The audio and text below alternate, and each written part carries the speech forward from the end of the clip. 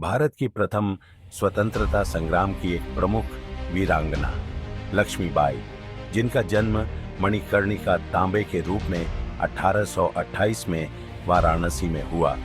उनका विवाह झांसी के महाराज गंगाधर राव से हुआ और वे झांसी की रानी बनी।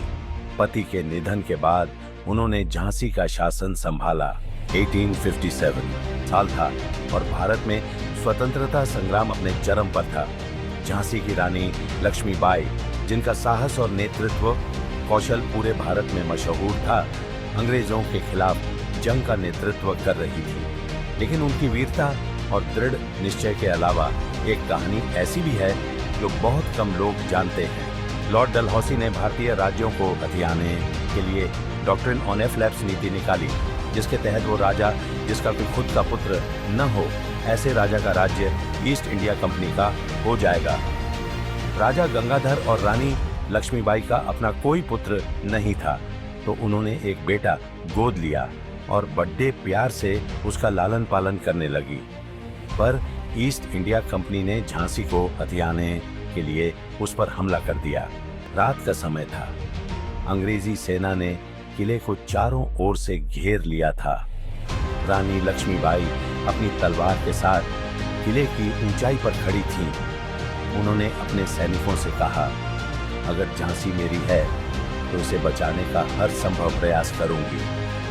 लेकिन उनकी आंखों में एक रहस्यमयी चमक थी। रानी ने अपने सबसे भरोसेमंद सैनिकों को अपने पास बुलाया और गुप्त योजना बनाई। उन्होंने सुरंग के अंदर जाने का आदेश दिया, लेकिन सिर्फ रानी ही जानती थी कि सुरंग का दूसरा सिरा कहाँ है। यह सुरंग एक रहस्यमयी जगह पर खुलती थी, जिसे चमकता पत्थर कहा जाता था। कहा जाता है कि उस जगह एक ऐसा पत्थर था जो रात में खुद ब खुद चमकता था। रानी ने उसे अपनी सुरक्षा के लिए छिपा कर रखा था। यह पत्थर कोई साधारण पत्थर नहीं था। मान्यताओं के अनुसार यह पत्थर शत्रु को भ्रमित करने की शक्ति रखता था।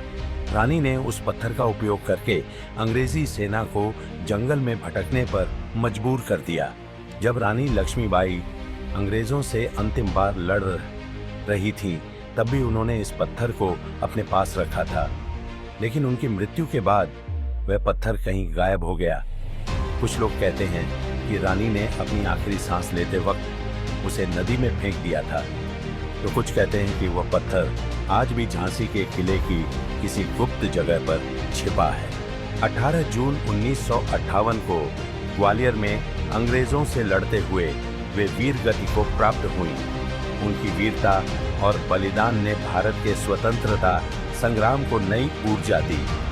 झांसी की रानी लक्ष्मीबाई आज भी भारत में साहस, स्वतंत्रता और राष्ट्रभक्ति का प्रतीक मानी जाती है।